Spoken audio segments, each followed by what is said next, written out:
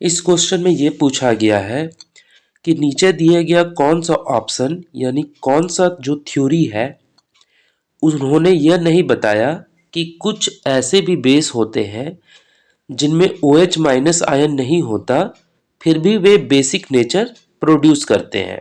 यानी कि OH minus नहीं होने के कारण फिर भी बेसिक नेचर बहुत सारे बेसेस प्रोड्यूस करते हैं।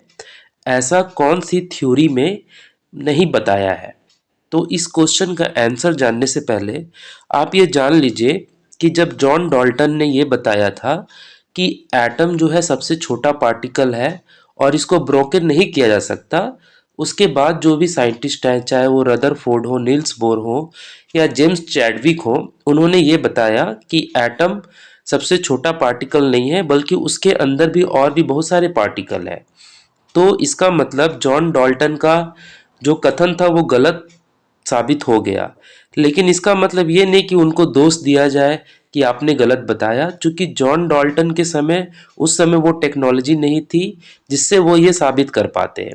ठीक इसी प्रकार ये जो चार ऑप्शन है, इनमें से जिस साइंटिस्ट के पास वो टेक्नोलॉजी नहीं थी, जिन्होंने ये नहीं पता कर पाया कि OH माइनस नहीं होने के बावजूद भी कुछ बेसिक नेचर प्रोड्यूस करते हैं, तो इनमें से आपको ये देखना होगा कि कौन सा साइंटिस्ट सबसे पुराना है जिसने एसिड बेस थ्योरी दिया।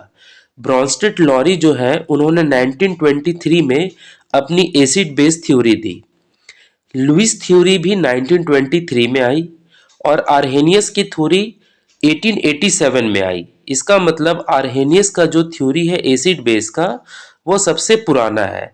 अर्थात हम ये कह सकते हैं कि उनके समय वो टेक्नोलॉजी नहीं थी जो ये पकड़ पाती कि OH माइनस नहीं होने के बावजूद भी कुछ बेसिस नेचर शो करते हैं, ऐसे कुछ पदार्थ हैं।